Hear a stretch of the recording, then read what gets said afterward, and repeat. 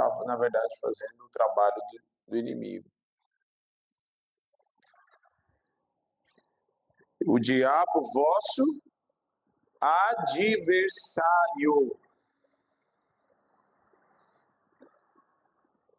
anda em derredor, anda ao derredor,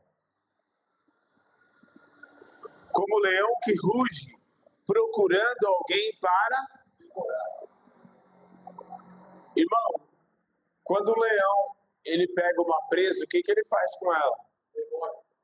Ele dá carinho com a pata? Ele estraçalha. Tem um filme muito interessante chamado A Sombra e a Escuridão. Depois você procura assistir esse filme. É muito bom. Amém? Senhor, nós consagramos a Ti as nossas vidas diante da Sua presença. Fala conosco através do Teu Espírito. A Tua palavra que é viva e eficaz, capaz de dividir alma de espírito. Nós nos consagramos a Ti nesta hora. Ouvidos, mente, coração, cativos em obediência à voz do Teu Espírito e à Tua palavra. No poder do nome de Jesus. Fala conosco, Senhor. Exorta, cura, renova, restaura no nome de Jesus. Que de mim flua apenas aquilo que aprover o Teu Espírito e nada mais. E a Te damos honra, glória e louvor. Amém e glória a Deus. Amém? Pode se assentar. A Sombra e a Escuridão é um filme que conta a respeito da lenda.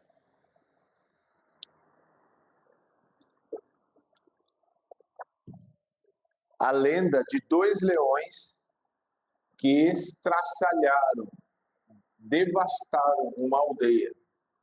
E que, na verdade, não é uma lenda, foi real mesmo, um acontecimento real.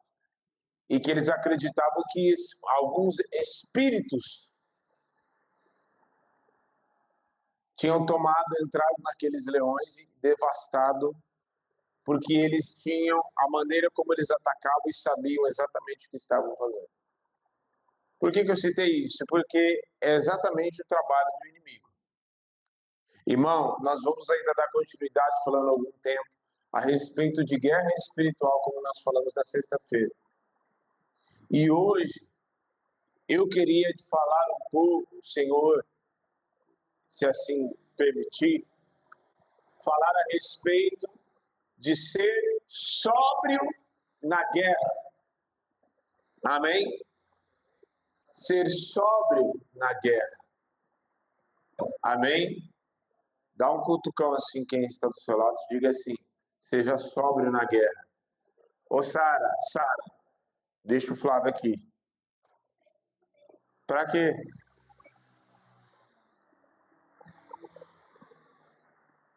Vigia. Ser sóbrio no meio da guerra. Porque uma das coisas que mais tem roubado crentes nesses dias é a falta de sobriedade no meio da guerra. E se bem sabemos, estamos em guerra. Só que a guerra invisível, em que pessoas são atacadas e nem sabem, abrigam sentimentos pensando que é o sentimento dela. Abrigam pensamentos pensando que são pensamentos dela. Tomam atitudes pensando que foi ela que tomou a atitude. Que foi da cabeça dela que ela tomou aquela decisão. Quando, na verdade, foi vencido pela falta de sobriedade.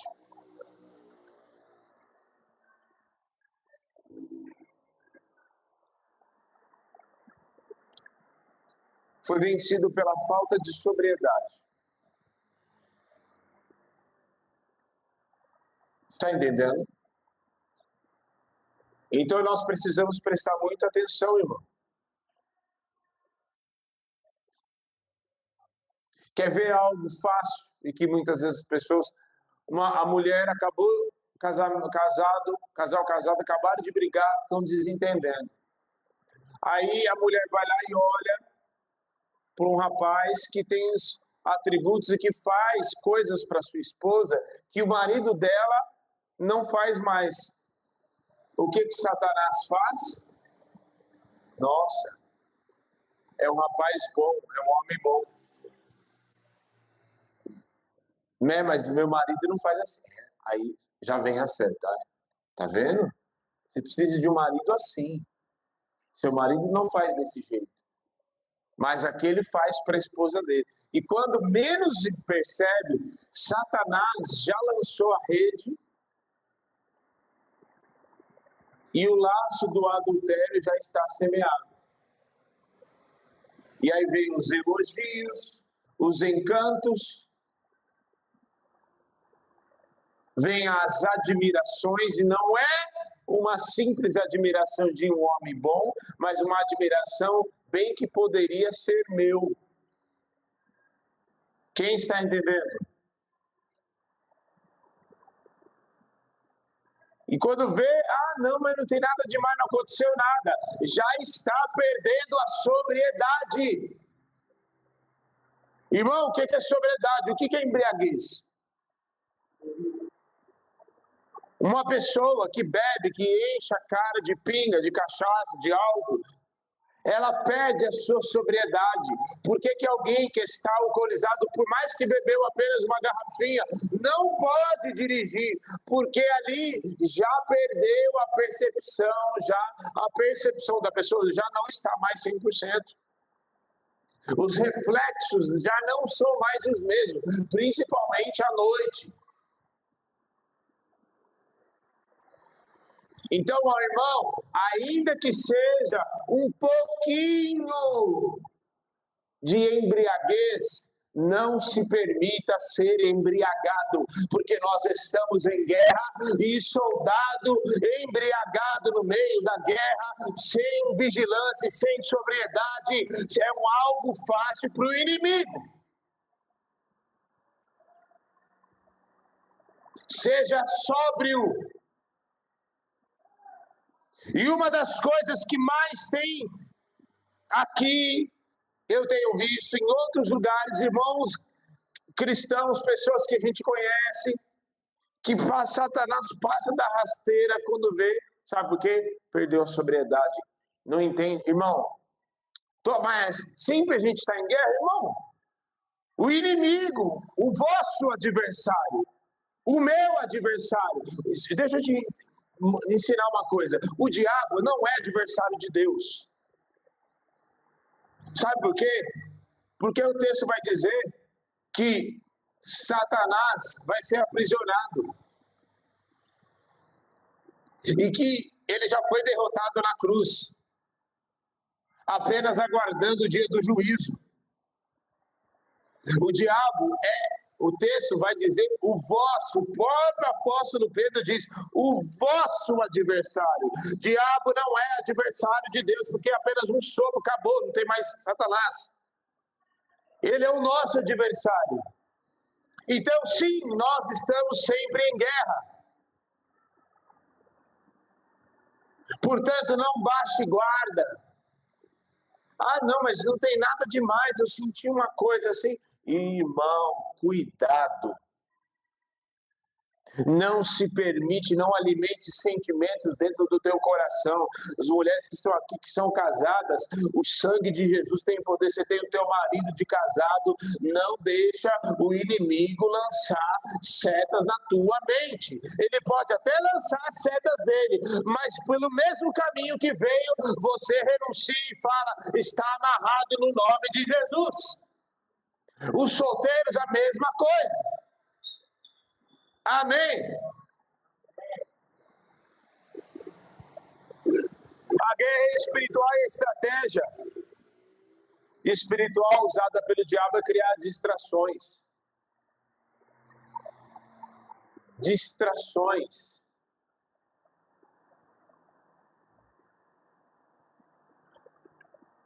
Você tem um alvo, e o alvo é Cristo. Então, quem aqui olha só como as coisas são.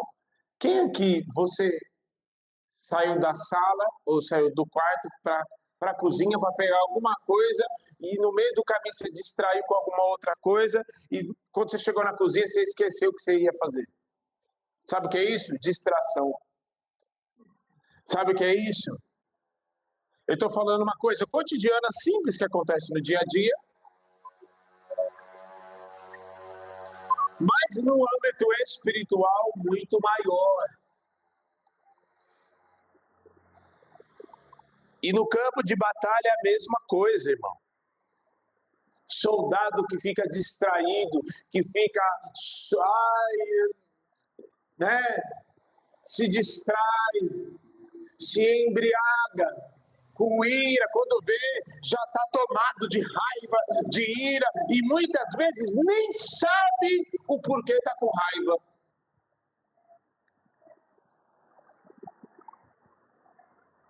Nem sabe. Você precisa de ser sóbrio, irmão. Seja sóbrio e vigilante. Amém? Seja sóbrio e vigilante. Sabe por quê?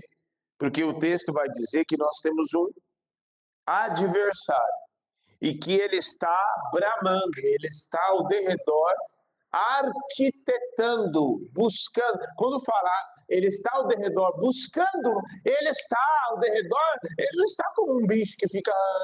Não, ele está ao derredor arquitetando planos.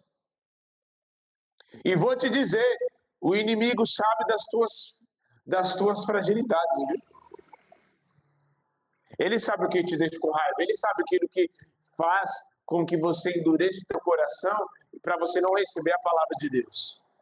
Sabia disso? Sabia disso?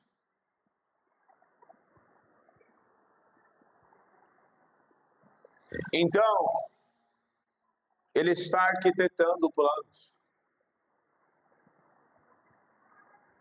Eu vejo muitas pessoas sendo atacadas e vencidas pelo inimigo. Porque pega essas pessoas e embriaga e tira a sobriedade destas pessoas.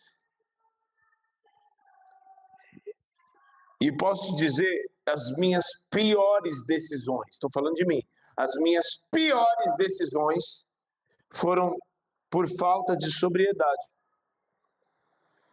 Sabe, nesses momentos de pressão, momento de ápices de emoção, esses momentos, sabe, de ameaças,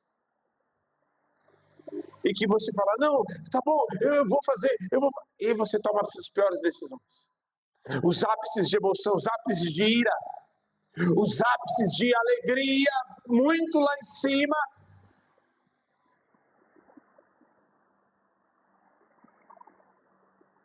Os ápices de tristezas lá embaixo.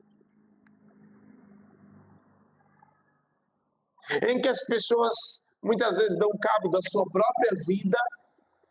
E o pior, sabe qual é o mais triste? É saber que isso muitas vezes acontece no meio cristão.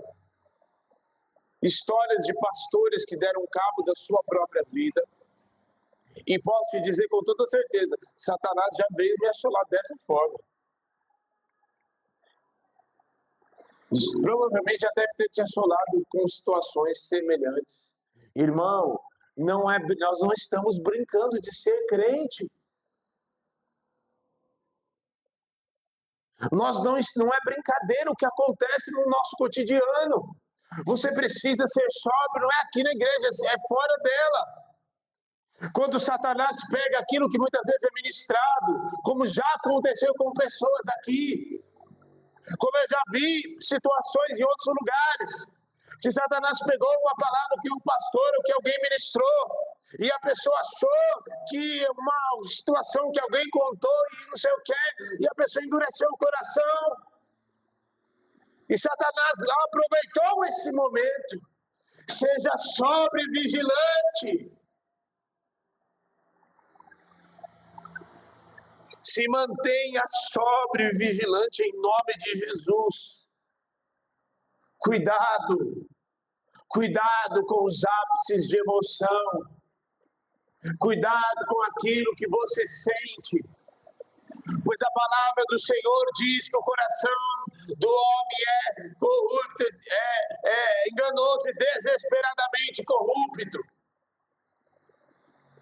Aquela história, aquela fantasia, faz aquilo que você está sentindo. Aquilo que você está sentindo no seu coração, irmão, não faz não. Vai dar ruim. Se você gosta dele, não, mas é uma paixão, é assim, irmão. Você tem uma aliança, você é casado, você é casada. Não se permite, irmão, posso descortinar. Trocou uma mensagem, aquela mensagem mexeu com você no teu interior, já adulterou. Já tem adultério. Você conversou metros de palavra, não é casado, mas mexeu com você e você não tem intenção nenhuma de se relacionar com aquela pessoa, irmão, você está brincando com sentimentos, já tem prostituição no meio. Você foi envolvido por um sentimento de ira, por causa de alguém, por causa de uma seta, por causa de uma situação. Irmão, você já caiu. O que o Senhor fala para Caim? O teu sentimento é contra ti, mas cumpre a ti dominá-lo. O que ele fez? Ele matou o irmão. Pastor, mas eu não matei ninguém, mas muitas vezes no nosso interior a gente já matou. Mas não sei por que prega, não sei por que faz desse jeito. Eu faria melhor. Outro pastor. Irmão, cuidado. O diabo está usando as suas armas para querer tirar a nossa sobriedade no meio da guerra. Mas no sangue de Jesus tem poder sobre a minha vida e sobre a tua vida para te dar lucidez no meio da guerra. E no mesmo momento que a seta vir, você entender que é estratégia, que é armadilha, que é seta do inimigo e dizer: para trás de mim, Satanás, o Senhor me deu lucidez e eu estou de pé no meio desta guerra. Amém? Olha só, você seja sóbrio e entenda aquilo que pode tirar a tua sobriedade no meio da guerra.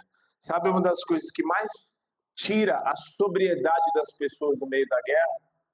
Orgulho. Sabia disso? Sabia que o orgulho tira a sobriedade das pessoas no meio da guerra? Olha só que o texto vai dizer em 1 Samuel que as mulheres cantavam: Saul matou seus milhares, mas Davi matou os seus. E o texto vai dizer que o coração de Saul se endureceu e já não olhava mais com bons ânimos para Davi. Por causa do quê? Do orgulho. A ponto de habilitar até espíritos malignos contra ele, para atormentá-lo.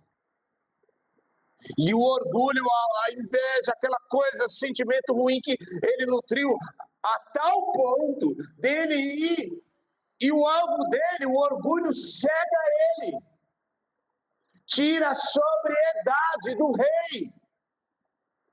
E ele começa a perseguir Davi, persegue tanto Davi, que ele se afasta tanto, que ele sai das fronteiras, as fronteiras de Israel ficam abertas a pontos dos inimigos filisteus invadirem Israel. Olha o nível da perca da sobriedade. Por isso, cuidado com o orgulho. Porque foi o mesmo sentimento que estava no coração de Satanás. Subirei até, Isaías 14, subirei até o mais alto dos céus e serei semelhante ao Altíssimo. e foi precipitado até o mais profundo abismo. Cuidado para você não nutrir orgulho dentro de você. Vou repetir, cuidado para você não nutrir orgulho dentro de você. Orgulho é o princípio e todo pecado começa por aí. Agostinho dizia que o orgulho é o pai de todos os outros pecados. Começa por aí. É uma dureza de coração, é um sentimento, a alegria é roubada, de repente não consegue mais olhar para as pessoas, a misericórdia, não consegue mais ter misericórdia, de repente começa a se exaltar por causa de um conhecimento que recebeu, por causa de uma faculdade que fez, por causa de um dinheiro que tem, por causa de uma posição que adquiriu, por causa de um carro, por causa de uma casa, por causa de posição econômica. Cuidado para o orgulho não tirar a sobriedade de você e você começar a perder guerras. E posso dizer, quem começa a nutrir orgulho já caiu. Não é que vai cair. Quando a pessoa fala assim, fulano caiu em adultério, fulano caiu em não sei o quê. Não, irmão, ele já tinha caído antes. Ele já tinha caído antes. O texto vai dizer em Ezequiel 28, e fala da maneira como Satanás, o querubim da guarda, foi criado. E o texto vai dizer, eras perfeito e belo e tal, até que se achou iniquidade em ti.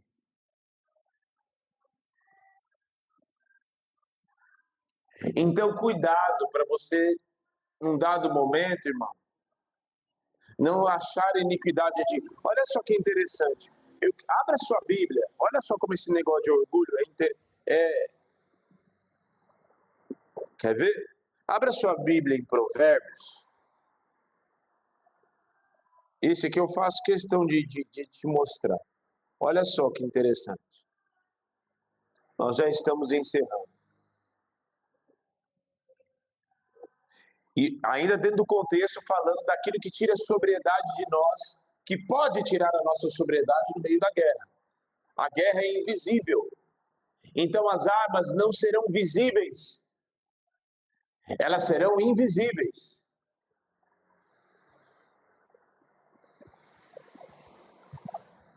Quer ver? Provérbios.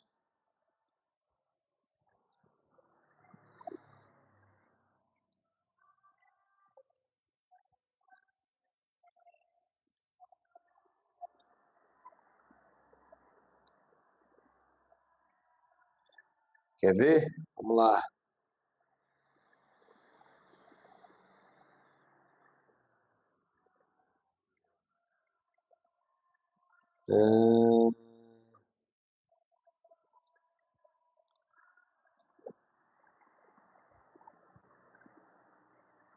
Provérbios 16, 18.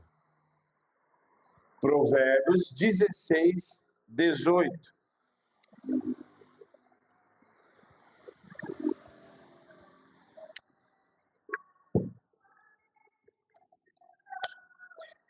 Saul ficou cego de orgulho. Ficou cego e começou a perseguir Davi a ponto dele começar a infringir só ladeira abaixo, sabe?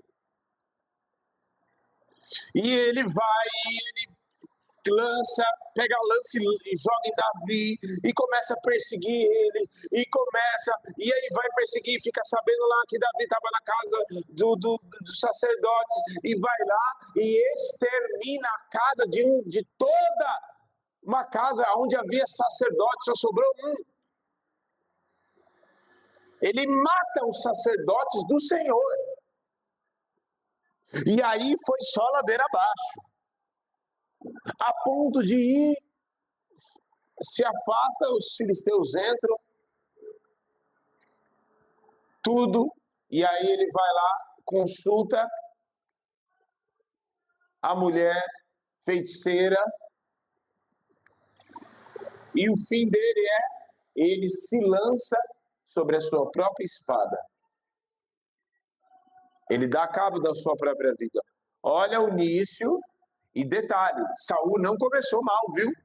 Saul começou, foi cheio do Espírito de Deus, ele profetizou junto com os profetas, quando ele foi buscar os jumentos do seu pai. Alguém que começou profetizando, sendo um homem cheio do Espírito, obediente a Deus e terminou do jeito que terminou. Para nós entendermos que o quanto o orgulho pode tirar a sobriedade e deixar a pessoa cega. Provérbios 16, 18. A soberba precede a ruína, e a altivez do espírito procede a queda. Agora, Provérbios 15, 33. Olha a diferença.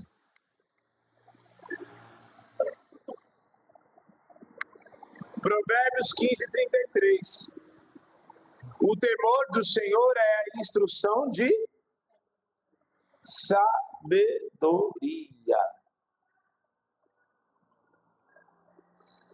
O temor do Senhor é a instrução da sabedoria, e a humildade precede a honra. Olha o avesso, olha a diferença.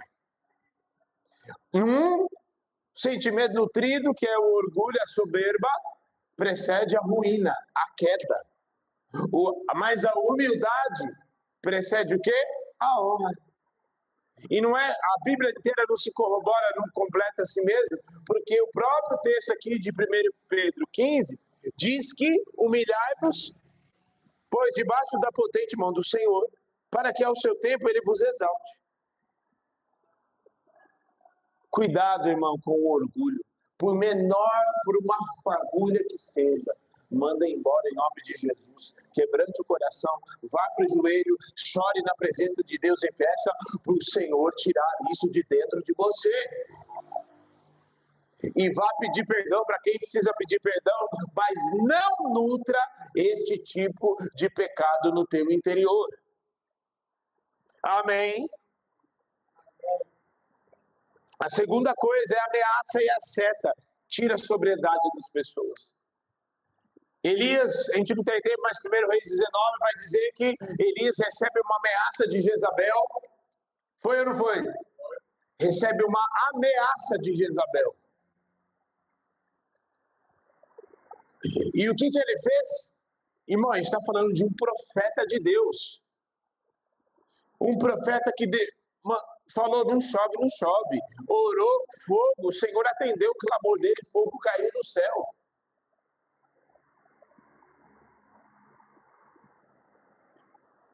E ali ele se vê um homem, se vê ameaçado, e ele foge. Por causa daquela ameaça, ele perde a sua sobriedade. A gente está falando, nós estamos falando de um homem qualquer. Nós estamos falando do profeta Elias. E ele toma aquela ameaça, porque na verdade não era uma simples ameaça, era uma voz maligna de demônio. E ele, a ponto de pedir a morte para si mesmo. Olha o nível de um homem que orou, fogo caiu do céu, de repente pedindo a morte para si. Percebe o contraste completamente diferente? Se você não conhecesse a história anterior, o texto começasse já em 1 Reis 19, Elias recebendo uma ameaça.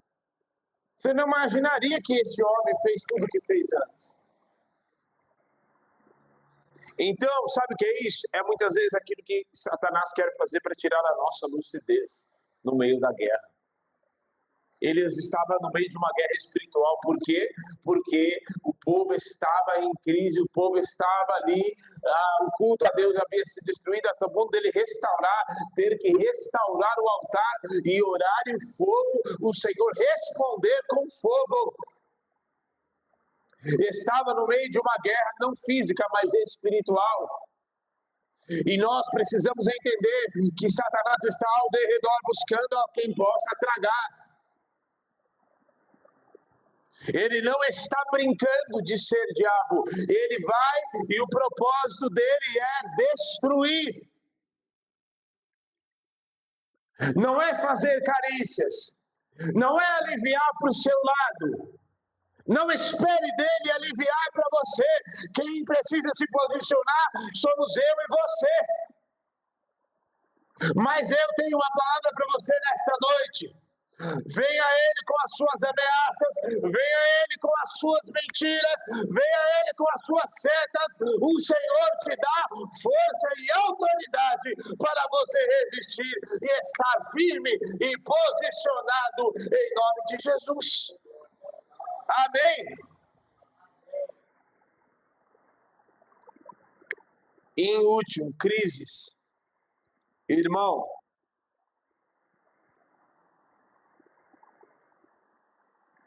não tem cenário mais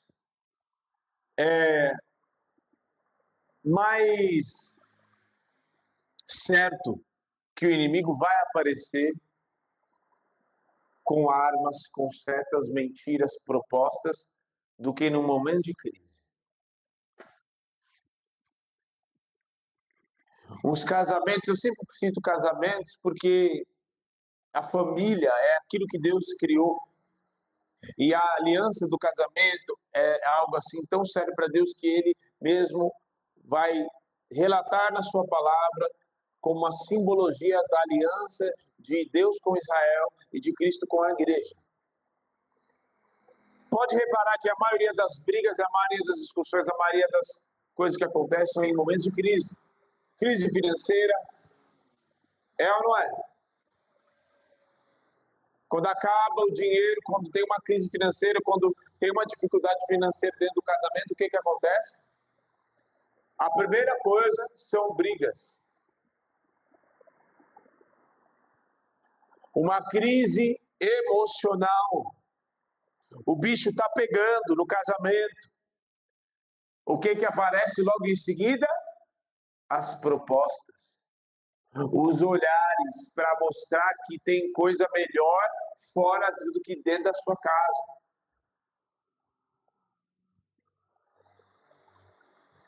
Crises espirituais, porque muitas vezes a gente está esperando algo de Deus e o que a gente recebe não é aquilo que a gente está esperando. Então o nosso coração começa a se frustrar e a gente começa a se decepcionar com as pessoas, porque os nossos olhos perdem o foco de Cristo e começam a olhar para as pessoas e começam a olhar, e ao invés de ter um olhar de misericórdia, começa a ter um olhar de decepção, um olhar de julgamento, um olhar de completamente religioso, sendo que o nosso olhar tem que ser de misericórdia, de clamor, de comunhão e de dizer, eu vou ajudar essa pessoa na guerra que ela está enfrentando. As crises é aquilo que muitas vezes acontece para querer tirar a nossa sobriedade. Eu já contei aqui, não contei aqui não, mandei num grupo de casais, certa vez um homem, no ápice lá, brigou com a esposa, na briga com a sua esposa, ele vai lá e tal, e aí eu vou embora, e pega o carro, passa a chave, vai e pega o carro e vai embora no trânsito, e ele bate o carro e vem a falecer. E a esposa tem a lembrança de que a última conversa que ela teve com ele foi uma briga. E ele, por outro lado, foi no ápice de uma emoção, de uma briga, pega um carro para dirigir. E quando existe ápices de emoção, não existem reflexos, nosso reflexo é comprometido, a nossa capacidade cognitiva de pensar, de raciocinar também é comprometida. E o que é isso? Falta de sobriedade no meio de uma crise. E eu estava vendo, estava até falando sobre isso com a pastora antes da gente vir, a gente estava assistindo uma série onde acontece um problema lá, que um rapaz comete um erro, e dentro da empresa tem vários sócios, várias pessoas, e no meio daquela crise, todo mundo em ápices de emoção, começa todo mundo a ficar nervoso, e aí dias e dias e dias, e cada uma das pessoas começam a tomar decisões erradas. e vão comprometendo cada vez mais por causa de uma crise. Portanto, não tome decisões no meio de uma crise. A melhor coisa que um crente pode fazer no meio de uma crise, no meio de uma situação, no meio de uma discussão, no meio de uma... é você ir dobrar os seus joelhos e buscar a presença daquele que é poderoso para te dar vitória. Amém. Vamos nos colocar de pé.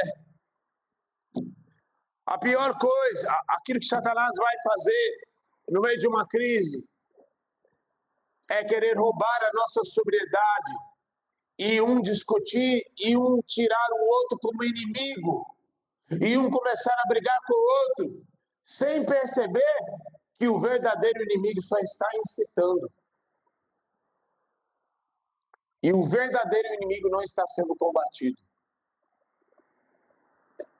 Irmão, a nossa luta não é contra carne nem sangue, mas contra principados e potestades, e dominadores, forças espirituais da maldade nas regiões celestiais. Se a nossa luta não é contra carne nem sangue, qual é a arma que você vai usar, irmão?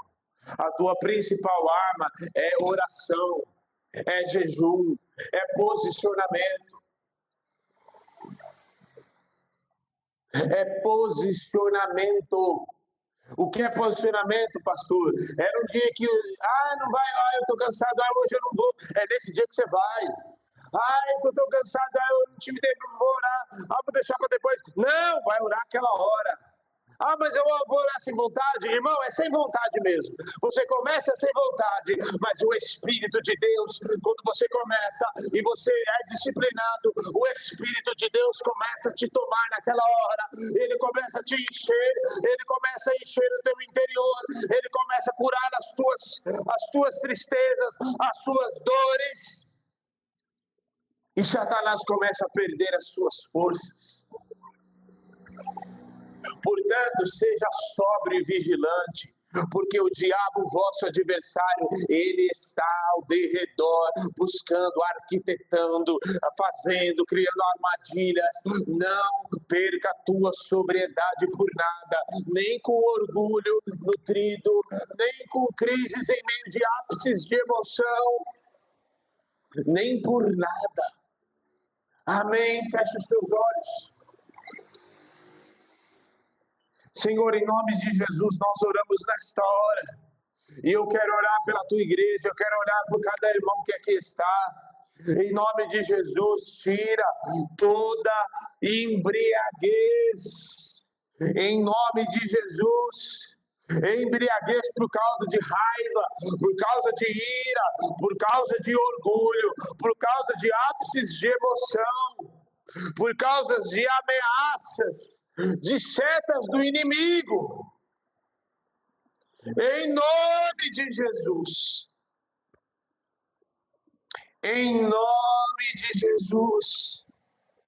Vem, Espírito de Deus. Em nome de Jesus, dá sobriedade para cada um que aqui está. E até aqueles que não estão aqui, que muitas vezes foram até roubados, muitas vezes, de irem para o culto. Ora, irmão, ora. Pede para o Espírito Santo te dar sobriedade no meio da guerra, irmão. Nós estamos em guerra. Peça para o Espírito Santo te dar sobriedade na guerra que você está enfrentando na tua casa. Tua luta não é contra o teu marido, tua luta não é contra a sua esposa. Tua luta não é comigo. Tua luta não é com o teu chefe, não é com ninguém lá. Aprenda a lutar da maneira correta.